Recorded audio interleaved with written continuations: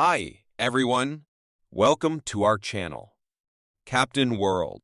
Douglas Macgregor asserts that in discussions about the situation in Israel, he believes the Israelis don't have much to worry about in terms of Washington's support as they effectively wield significant influence over it. According to him, Mr. Netanyahu holds more sway in Washington than Mr. Biden, giving Israel the upper hand in getting what they want.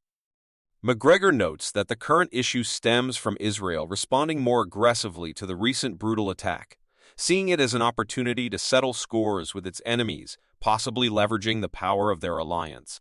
He suggests that the destruction in Gaza serves as a warning to the region, implying that Israel could replicate such actions elsewhere with the assistance of external support, even though he acknowledges that Israel may not have the capability to do so independently. Douglas Macgregor points out that object lessons can sometimes have unintended consequences, and he believes this specific lesson is backfiring. He expresses two primary concerns. Firstly, he is worried that the power and influence of the United States will not be further diminished due to what he considers misguided decisions by the Biden administration and Congress. He particularly criticizes the handling of the situation in Ukraine, where he believes the war is being lost, resulting in significant casualties and a depleted pool of mobilizable manpower. Macgregor also raises the potential for a new catastrophe, emphasizing the risk of Israel's destruction. He argues that the current geopolitical landscape is vastly different from that of 50 years ago, when Israel faced attacks from Egypt and Syria, noting the scale and ruthlessness of the current conflict compared to historical events. Douglas Macgregor highlights a historical event when the Egyptians crossed the Suez Canal during a conflict with Israel. He explains that the Egyptians halted their advance, recognizing their inability to effectively maneuver against the Israeli forces. Macgregor notes that the Israelis faced initial defeat in their attempts to dislodge the Egyptians, but eventually, with President Nixon in office, they broke through and crossed the Suez Canal. Nixon, supportive of Israel's success, also understood the need to prevent a regional war and the potential intervention of the Soviets to aid the Egyptians. Consequently, he intervened, instructing the Israelis to stop. They complied, pulled back across the Suez, and a peace agreement emerged, enduring for 50 years. Macgregor contrasts this historical context with the present, emphasizing the absence of a similar influential figure advising Israel to reconsider its actions. Douglas Macgregor issues a warning advising against continuing the killing of unarmed civilians despite any animosity between parties. He cautions that such actions risk uniting a regional alliance against Israel, particularly highlighting the shift in Turkey's stance since 1973. While Turkey was once secular and pro-Israel, it is now an Islamist state with significant military capabilities, including a sizable army, navy, and missile arsenal. Macgregor challenges the notion that Turkey would remain inactive, asserting that they are likely to respond, but are currently awaiting a restraining action from the United States before taking any steps. Notably, he observes an unprecedented collaboration between Turkey and Iran, pointing to the warm reception of the Iranian foreign minister in Turkey compared to the reception of Mr. Blinken, the U.S. Secretary of State. Douglas Macgregor describes recent diplomatic developments, noting that after discussions with the foreign minister, he met with President Erdogan and subsequently Erdogan engaged with the leader of Iran, who in turn traveled triage to discuss matters with the Saudi crown prince. Macgregor emphasizes the increased capabilities of these states compared to 50 years ago, citing advancements in technology, organization, and leadership.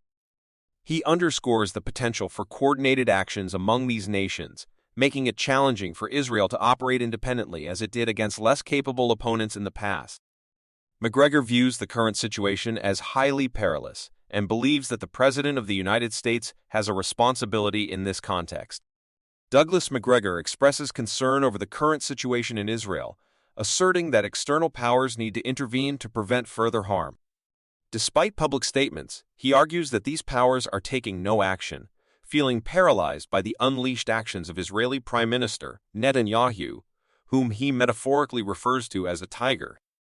Macgregor sympathizes with the sentiment of wanting to put an end to the conflict, but criticizes the ruthless and indiscriminate nature of the tiger's actions, deeming it unacceptable, drawing parallels to historical instances where the international community intervened against ethnic cleansing.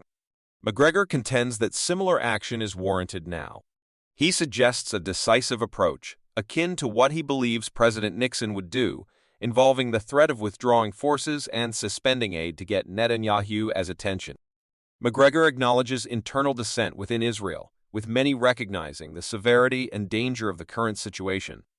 Douglas Macgregor underscores the undesirable prospect of a regional war in the Middle East for the United States. He outlines the potential consequences if the current inaction from President Biden and his associates persist. Macgregor warns of the risk of a united front against the U.S. and Israel and the region, emphasizing the significant damage that Iran and Turkey could inflict, including disruptions to U.S. naval forces by shutting down the Straits of Hormuz and the closure of the Suez Canal by Egypt. He paints a grim economic picture, cautioning against the possibility of oil prices skyrocketing to $200 per barrel.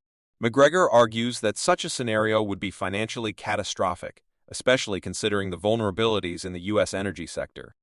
He highlights the recent spike in the nation's debt servicing payment, now exceeding $1 trillion annually, posing a severe threat to the country's financial stability.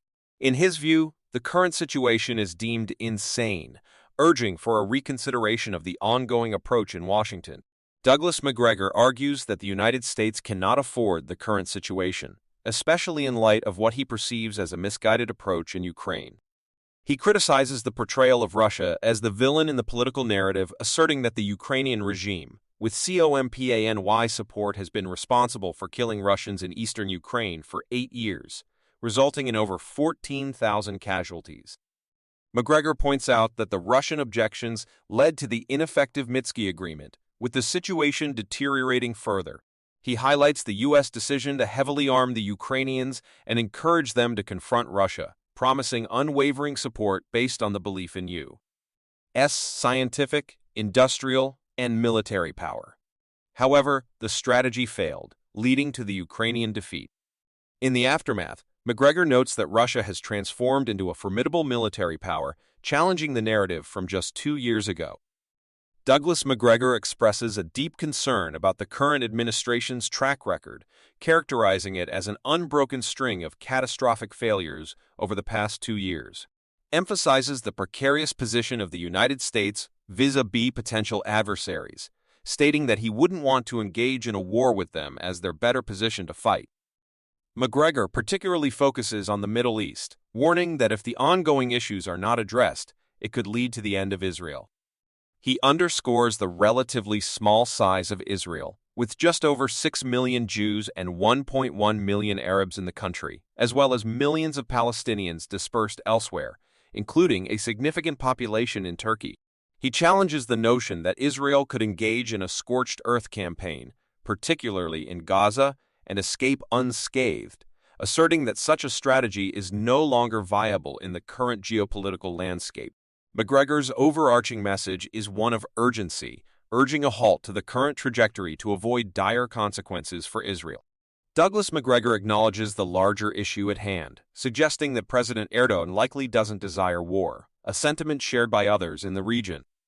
However, he points out that persistent losses, particularly the estimated 4,500 children out of over 11,000 killed in Gaza, create a dilemma.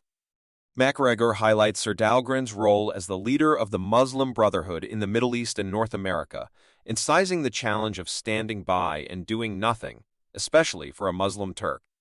He notes that both Sunni and Shia Muslims are disturbed by the situation, with even Shia Muslims feeling compelled to act. Macgregor stresses the significant shift from 50 years ago, when regional powers had limited means to respond, and their control over populations restricted access to information. In contrast, today's media landscape and information flow make it more challenging to contain public reactions. Macgregor underscores the importance of recognizing this profound difference.